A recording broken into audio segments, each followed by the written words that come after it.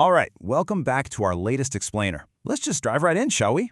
Think about it. Whether it's for your quick morning toast or packing a school lunch, bread is just one of those everyday staples we all rely on. We literally barely give it a second thought. But today, I want you to grab a hard hat and join me. We're going behind closed factory doors to look at the real, step-by-step process of how this everyday item is actually made. We're going to separate fact from fiction. Now, I am sure you've seen them. Those trending viral clips floating all around the internet right now. You know the ones, spreading widespread rumors that factory bread is made in super unhygienic conditions, or that they purposefully use bad flour, or even mix in strange chemicals. Honestly, it's so easy to get swept up in that fear when it's right there on your feed. But I'm going to ask you to just set that hearsay aside for a minute, because today isn't about throwing wild claims around. It's about looking past the surface to give you a real reality check. So, our mission for this explainer is crystal clear. We're providing a neutral, entirely factual look at things. We're not relying on whispered rumors or out-of-context videos. Instead, we're going to let the actual, highly automated factory process speak for itself. We'll trace the entire journey, literally from freshly cleaned wheat all the way to that sliced, packaged loaf. And by the end of this, you'll be totally equipped to decide for yourself if those viral stories are the truth or just, fear-mongering. Here's our quick roadmap for today. We'll kick off with rumors versus reality, then move from farm to factory. After that, we'll hit cleaning and milling, check out dough and fermentation, look into baking and slicing, and finally wrap up with packing and delivery. Let's get into it. Okay, starting off with Section 1, Rumors versus Reality, where seeing is believing. There's a really good reason we're doing this deep dive. It's because half-truths, well, they're always the most misleading. If you only watch a 10-second, out-of-context clip on your phone, your mind naturally just fills in the blanks with the absolute worst-case scenario. It's human nature. And that is exactly why we have to examine the real process today, step by careful step, without skipping anything. Moving on to Section 2, Farm to Factory. The journey begins. Picture this. Out in the sprawling fields, these massive, heavy harvesters are cutting down shining golden wheat. It gets loaded up immediately onto a whole fleet of trucks, kicking up huge clouds of dust as they race toward the city. But when they arrive at the factory gates, it is definitely not a free-for-all. There is a very strict security check. The trucks have to drive right onto the Dharm Kanta, which is this massive industrial scale so incredibly strong it could weigh a herd of elephants. After they're weighed in, the wheat just flows like a golden river straight onto the factory's conveyor belts. Which brings us to Section 3, Cleaning and Milling, Science and Hygiene. As that wheat travels along the belts, it actually passes over heavy vibration machines. And these rapid vibrations make any heavy stones or random debris just drop right away. Next up, these super powerful air blowers blast the grains, stripping away all the light dust until the wheat literally starts to shine. Then, it runs through a magnetic cleaner just to catch any stray metallic particles. But get this, the machines aren't even enough. Before a single grain is milled, lab technicians step in to run a really strict quality check for moisture and purity. If a batch is substandard, they reject it instantly, no exceptions. So only the wheat that actually passes that tough lab test makes it to the roller mills. Here, the grains are crushed under immense pressure, which at first creates this coarse wheat powder.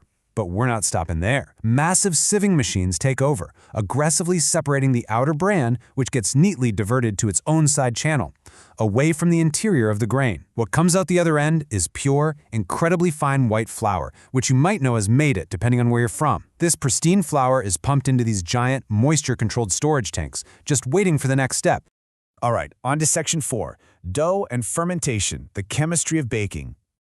Now, the exactness of the recipe here is absolutely crucial. Inside a massive auto mixer, every single ingredient is mathematically dosed out. I mean, it's practically a science experiment. The fine flour meets a perfectly measured dose of water. Then, exact quantities of yeast are dropped in to kickstart the fermentation. To get the flavor just right, precise amounts of salt and sugar are introduced. And finally, a controlled pour of oil to guarantee the bread is perfectly soft. Once it's all in, the auto mixer spins incredibly fast, blending all these distinct ingredients into a thick, super flexible dough.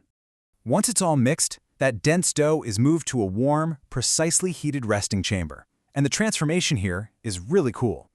Over time, the yeast gets to work, creating these tiny gas bubbles that actually cause the dough to double in size. It turns from a tight, dense mass into a soft, elastic wonder. And of course, once the fermentation is done, a lab tech steps in yet again to verify the dough's quality before it's allowed to move any further down the line. Section 5. Baking and slicing. Precision and transformation. The fermented dough is flattened out into a continuous sheet, and then an automated cutter takes over, slicing it into identical, perfect pieces. And each piece is immediately weighed to guarantee absolute consistency across every single loaf. From there, rolling machines tightly twist and smooth the dough, giving it that familiar loaf shape we all know. These raw loaves are gently placed onto trays and sent into a proofing chamber. Inside this highly humid, super warm environment, the bread rises one final time. This ensures it doesn't dry out and achieves that perfect airy texture inside. Emerging from the proofing chamber, the unbaked puffy loaves travel on a conveyor belt straight into a massive industrial oven. The heat in there is intense, and the transformation? It's pretty spectacular. The high temperatures bake the inside while slowly developing this strong, crisp, beautiful golden crust on the outside. Honestly, you can almost imagine the rich smell of baking bread filling the whole factory. As they exit the oven, the hot, golden loaves move onto a cooling conveyor, letting off steam as they slowly return to room temperature, which helps stabilize their shape. And finally, Section 6. Packing and delivery, the final mile. First up in this final phase, the cooled loaves are fed through a slicing machine, where the blades are calibrated for perfectly even slices. Lab workers actually pull samples right off the line to check the slice quality, instantly rejecting any imperfections. The approved bread then speeds down an automated packaging line. It's gently slid into a polythene bag, instantly branded, and stamped with an exact expiration date. Then, a machine securely seals the bag airtight, completely locking in the hygiene and freshness. And, just to be absolutely sure, every single sealed bag undergoes one final weight check. The logistics chain from here out is a modern marvel. The bags are boxed up and the cartons are machine taped and slapped with a unique QR code for total tracking transparency. Automated palletizers stack the boxes flawlessly before they are tightly wrapped in plastic. Forklifts buzz all around the logistics area, hoisting the pallets into waiting trucks. The driver scans those final QR codes, checks the GPS route, and heads right out the factory gates. From massive city supermarkets to small village general stores, this highly tracked fleet delivers the bread straight to your neighborhood. So, there you have it. You've seen the machines, the lab checks, and the real process of industrial bread making from start to finish. The truth is, relying on transparent reality is always better than falling for trending surface-level rumors online. If this reality check changed your perspective, let us know in the comments. It really helps us know our explainers are reaching people who value actual facts over fear. Make sure to subscribe so you don't miss our next deep dive. And now I leave you with this final thought. Having seen the truth behind this everyday staple, what other viral internet rumors are you going to start questioning next?